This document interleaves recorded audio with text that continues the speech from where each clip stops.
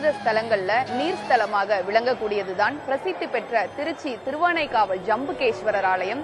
இந்த சிவாலயத்தில் தான் மகா சிவராத்திரிக்காக நாம் இங்கு இருக்கின்றோம். நேரலை கொடுத்து கொண்டிருக்கிறோம். காட்சிகளை பார்க்கலாம். அம்பிகைக்கு நவராத்திரி என்று சொல்வார்கள், சிவனுக்கு ஒரே ராத்திரி, அதுதான் இந்த மகா சிவராத்திரி.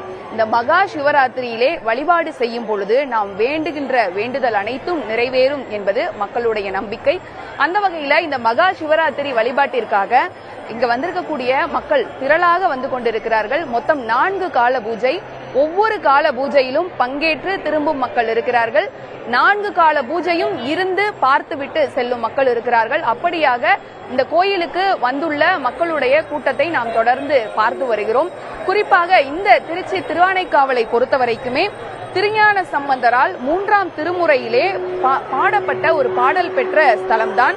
வானை காவில் வெண்மதி மல்கு புல்கு வார்சடை தேனை காவில் இன்மொழி தேவி பாகம் ஆயினான் ஆனை காவில் அண்ணலை அபயமாக வாழ்பவர் ஏனை காவல் வேண்டுவோருக்கு ஏதம் ஏதும் இல்லையே என்று திருவானைக்காவலில் வீற்றிருக்கக்கூடிய ஜம்புகேஸ்வரரை வேண்டுபவர்களுக்கு வேறெந்த துன்பமும் வாழ்க்கையில் நேராது என்பது அந்த பாடல் பெற்ற ஸ்தலமாக இருக்கக்கூடிய இந்த திருச்சி திருவானைக்காவல் அந்த கோயிலில் 4 கால பூஜைகள் நடக்கிறது. திருவண்ணாமலை தான் இந்த சிவராத்திரிக்கு மிக முக்கிய ஸ்தலமாக சொல்லப்படுவது. அந்த வகையில, அதாவது அடியையும் முடியையும் காணாத வகையிலே பிரம்மனும் விஷ்ணுவும் சிவனிடம் வந்து நிற்கும் பொழுது லிங்கோத்பவராக சிவன் காட்சியளிப்பார். அது 3வது கால பூஜையிலே அந்த சிறப்பு மிகுந்த அந்த லிங்கோத்பவ பூஜை என்பது நடைபெறும். அந்த பூஜை என்பது குறிப்பாக அம்பாள் சிவபெருமானை வணங்கியதாக ஒரு ஐதீகம் உள்ளது. அந்த ஒரு வரலாறு இப்படிதான். இந்த 4 கால பூஜையிலே முதல் பூஜையிலே பிரம்மன் வழிபட்டதாகவும், 2வது பூஜையிலே விஷ்ணு வழிபட்டதாகவும், 3வது பூஜையிலே அம்பாலே வழிபட்டதால் அது மிக பெரும் சிறப்பு வாய்ந்த பூஜையாக பார்க்கப்படுகிறது. 4வது கால பூஜையிலே ரிஷிகளும் தேவர்களும் வழிபட்டதன் காரணமாக இந்த சிவராத்திரி என்பது இரவு முழுவதும் வீற்றிருந்து இங்கு சிவாலயங்களிலே வழிபடும் பொழுது அது ஒரு மிகவும் சிறப்பு வாய்ந்ததாகவே பார்க்கப்படுகிறது. இங்கு ஏராளமான பக்தர்கள் தொடர்ந்து வந்த வண்ணம் இருக்கிறார்கள். சிவனின் அருளை பெறுவதற்காக வருகிறார்கள். காட்சிகளில் பார்க்கலாம். சிவனடியார்கள் இந்த 4 கால பூஜைக்குமே ஒவ்வொரு பொருட்களையும் நைவேத்தியமாக வைத்து சிவனடியார்கள் இங்கு வணங்கி கொண்டிருக்கிறார்கள். அந்த சிறப்பு வாய்ந்த காட்சிகளை நாம் பார்த்து கொண்டிருக்கிறோம். சிவம் என்பது என்ன? அன்புதான். இந்த உலகத்தையே ஆட்டி வைப்பது அன்பு என்று சொன்னால் அது மிகையாகாது. அன்பும் சிவமும் இரண்டென்பர் அறிவிலார் அன்பே சிவமாவதாரும் மறிகிலார் அன்பே சிவமாவதாரும் அறிந்த பின் அன்பே சிவமாக அமர்ந்திருந்தாரே என்று சிவனை இறுக பற்றிக் கொள்வதற்காக இதோ பூஜையிலே சிவனடியார்கள் ஈடுபட்டிருக்கிறார்கள். இந்த திருச்சி மாவட்டம் என்பது சிவ ஆலயங்களுக்கு மிகவும் பிரசித்தி பெற்ற மாவட்டம். மலைக்கோட்டையிலே செட்டி பெண்ணுக்கு தாயுமானவராக வந்தவரும் சிவர்தான். திருநெடுங்களத்திலே திருநெடுங்களநாதராக வீற்றிருப்பவரும் சிவபெருமான் தான். மலைக்கோயிலிலே எறும்பு வழிபட்ட ஸ்தலமாக இருக்கக்கூடிய எறும்பீஸ்வரரும் சிவபெருமான் தான்.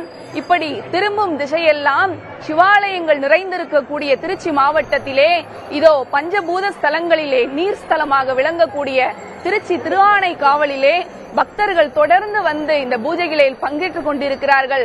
அவ்வாறு வரும் பக்தர்கள் இரவு முழுவதும் கண்விழித்திருந்து சிவபெருமானை வழிபட வேண்டும் என்பதற்காக பல்வேறு கலை நிகழ்ச்சிகளுக்கும் ஏற்பாடு செய்யப்பட்டுள்ளது.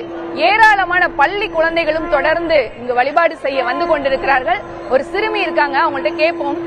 சிவராத்திரிக்கு வழிபட வந்திருக்கீங்க, இதோட சிறப்பு என்னன்னு உங்களுக்கு தெரியுமா? ஓம் நம சிவாய. இன்னைக்கு மகா சிவராத்திரி. இன்னைக்கு இரவு ஃபுல்லா முழிச்சிருந்து சிவனை வழிபட்டா ரொம்ப நல்லது. அந்த காலத்துல வேடன் ஒருவர் அவருக்கே தெரியாம இரவு ஃபுல்லா வில்வ இலையால சிவனை அர்ச்சனை பண்ணதுனால் சிவன் அவருக்கு காட்சி தந்தாங்க. நாங்களும் அருள் பெறுவதற்கு திருவானைக்கோவில்ல இருக்க ஜம்புகேஸ்வரர் கோவிலுக்கு வந்திருக்கோம். இந்த சிறுமி சொல்லி இருப்பதை கேட்கலாம். சிவராத்திரிக்கு வழிபட வரக்கூடியவர்கள் எல்லோருமே சிவனுடைய பெருமையை தெரிந்தவர்களாக சிவனிடம் வேண்டும் பொழுது இந்த பூமியிலே நாம் வாழ்கின்ற பொழுதும் சரி, வாழ்ந்த பிறகு வீடு பேறு அடையும் பொழுதும் சரி, ஒரு நல்வாழ்வு பெருவாழ்வு பெற வேண்டும் என்பதற்காக வழிபடக்கூடிய ஒரு விசேஷமான ராத்திரி தான் இந்த சிவராத்திரி என்று சொன்னால் அது மிகையாகாது. உம்பர்கட்கரசே ஒளிவர நிறைந்த யோகமே ஊற்றையேன் எனக்கு வம்பென பழுத்து என் குடிமுழுதும் ஆண்டு வாழ்வர வாழ்வித்த மருந்தே செம்பொருட்களே சீருடை துணிவே செல்வமே சிவபெருமானே, எம்பொருட்டு உன்னை சிக்கன பிடித்தேன், எங்கெழுந்து அருள்வது இனியே என்று என்னுடைய வாழ்வின் எல்லா நாதமுமாய் இருக்கக்கூடிய சிவபெருமானே, ஈசனே, உன்னுடைய பாதங்களை நான் இறுக பற்றி இந்த இரவு முழுவதும் என் வேண்டுதலை முன்வைக்கின்றேன்.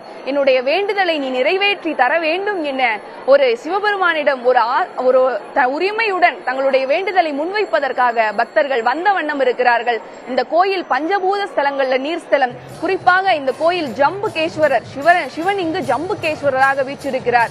அதுவும் காவிரி கொள்ளிட தீவுக்கு நதிக்கரையிலே இருப்பதன் காரணமாக இந்த சிவலிங்கம் எப்பொழுதும் நீர் ஊற்றோடு இருக்கும் காரணத்தினால் இதை நீர்ஸ்தலம் என்று அழைக்கின்றார்கள்.